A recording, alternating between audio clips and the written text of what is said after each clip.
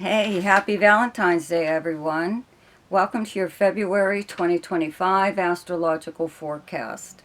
Two planets turn direct, thankfully, this month. Okay, Jupiter turns direct on the 4th in Gemini, and on the 23rd, Mars in Cancer turns direct. Okay, the month starts off, of course, with the Sun in Aquarius up until the 18th when it moves into Pisces.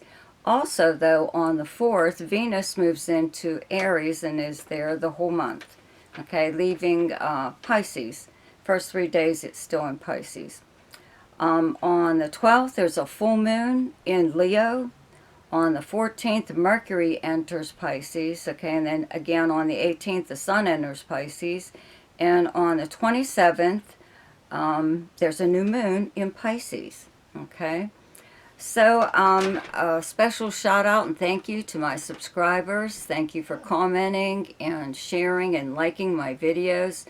If you're new to my channel and you like this video, be sure to subscribe and check out the links below in the description box. There is one to my website, but it is easier to just email me at the address below to ask me whatever it is you would like to know. Okay, and also don't forget to check out my weekly forecasts, which are now daily shorts. Now for your forecast. Hi, Taurus.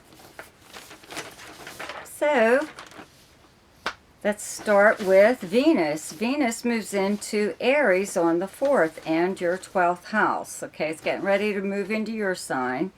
But for now, it's in your 12th house of hidden things, confidences, secrets, behind-the-scenes activities by you or someone else, the subconscious mind, your dreams, the house of charity, many, many things, okay?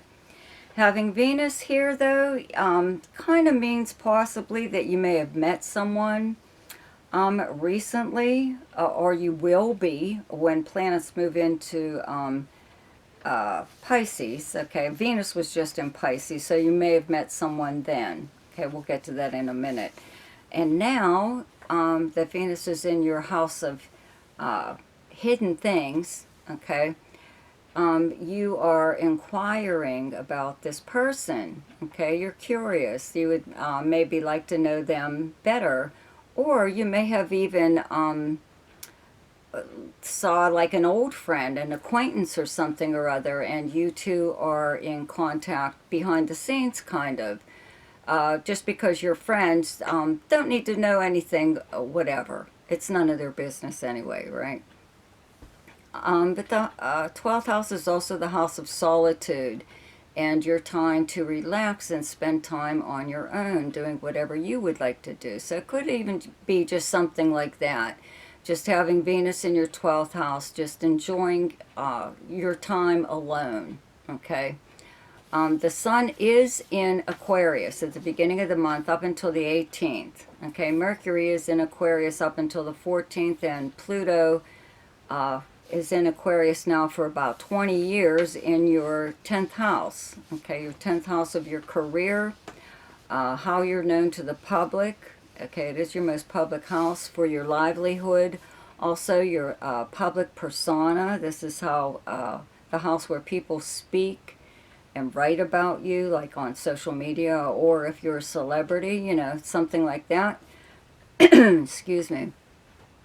So, you know, having the Sun here and Mercury, you know, and also Jupiter is in Gemini, okay?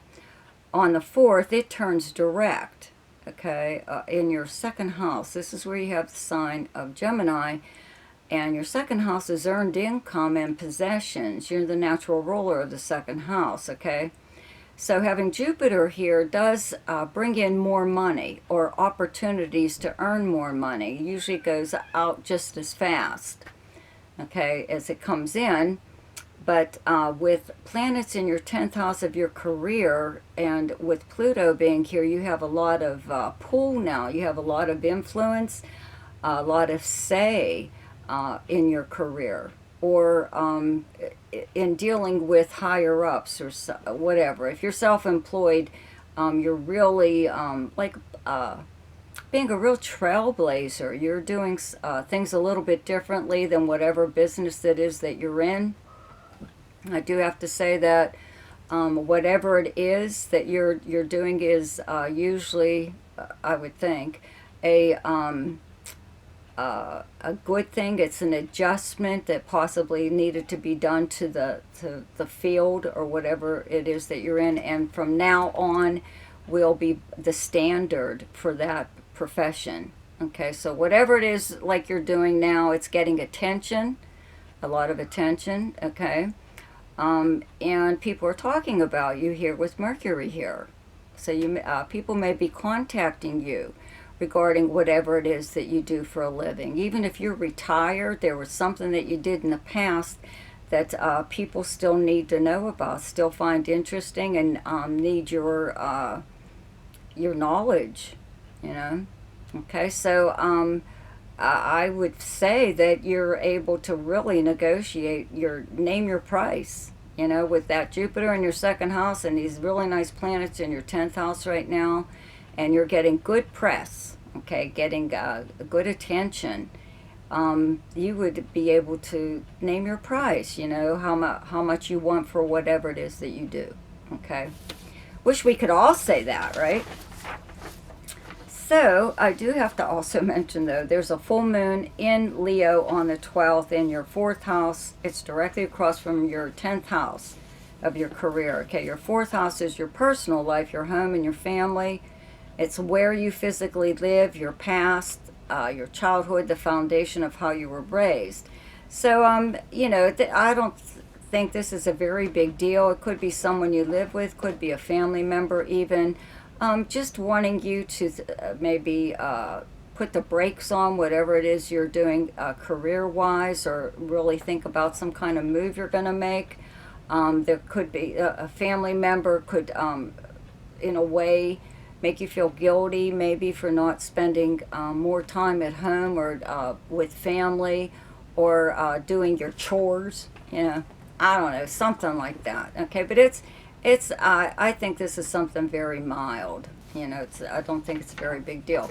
Anyways, Mercury moves into Pisces on the 14th. The Sun moves into Pisces on the 18th. And there's a new moon in Pisces on the 27th in your 11th house of your most sociable house. Okay, this is your friends and acquaintances, where you would normally go to hang out. This is socializing online or in person, and it's also any group or organization that you belong to, and also the house of dreams, hopes, and wishes. And Saturn and Neptune have been transiting here for a while, okay?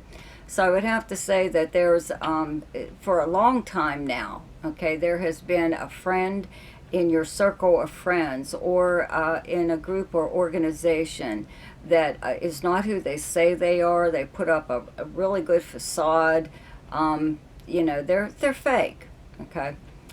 And when Saturn came along, it kind of helped to expose this person, but you may be the only one that sees it. Maybe not your other friends.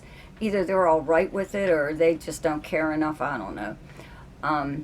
But having Saturn here does, you know, bring reality to that kind of situation. You have someone's true colors have been exposed to you, at least. You know, maybe not your group of friends, but you know what's going on. And that's like the most important thing, right? And also, though, an annoying friend or a person in a group or organization you belong to could be leaving, or could have left already, okay? With Saturn here, getting rid of, you know, someone. You know, or maybe you're even just doing this yourself, you know. But, you know, with Mercury here, it does bring more contact with your friend group, even if it's just on social media. Maybe you're not going out and hanging with them anywhere. You know, you could even find out then news that someone has moved away, or I don't know, whatever. Someone in your friend group is gone for the better, okay? Let's see here. On the 23rd, Mars in Cancer turns direct, okay, in your third house, that's where you have the sign of Cancer. Your third house being your everyday life, your neighbors, your neighborhood, your siblings, cousins, people and places you would encounter throughout the normal course of your day, all forms of communication, including regular postal mail and local travel, usually a road trip. And having Mars here, Mars has been traveling back and forth between Cancer and Leo. So with it being in your third house, you may have, it's a very energetic planet. It's also the ego planet. You know, it makes you want to do stuff for yourself, look out for yourself, whatever. Something that's important to you. You may have been doing within your own area, your own neighborhood. You may have had to gather neighbors together regarding something that's going on in your neighborhood, whether it's good or bad. You may have also traveled, you know, with water here, Cancer being here. I could say cruise, little mini cruise even, but it's usually a day trip, okay? But you may have spent an awful lot of time in your immediate area than you normally do, you know, or more contact with siblings, cousins, just more involved in whatever is going on in your, you know, your everyday life. This is also the house of, it's an internet house, okay, and it's the house of the written word. If you are writing anything, it could be pretty important. You know, you've put an awful lot into it. And I don't know if you've presented it or sent it or did whatever. But now that Mars is direct, you know, maybe when planets are retrograde, it gives you the opportunity to review your progress so far, or change your mind or tweak something. So now that it's turned direct, I guess it's ready. You know, whatever it is, if you've been working on something, let her rip. So, the best time to do something each month is when the moon is in your own sign, and the moon is in Taurus on the 4th and 5th. The best time to lay low is when the moon is in your opposite sign, and your opposite sign is Scorpio, and those dates are the 18th, 19th, and 20th. The best time for romance, recreation, creativity, fun, gambling, or speculation, and anything to do with children is the 1st, 13th, 14th, 15th, 27th, and 28th. The best time for money is the 6th, 7th, 8th, 20th, 21st, and 22nd. The best time for your career is the 25th and 26th, and the best time for communication and travel is the 8th, 9th, 10th, 22nd, 23rd, and 24th. So I hope you enjoyed your forecast for February. Be sure to check out my weekly forecasts, which are now daily shorts. See ya!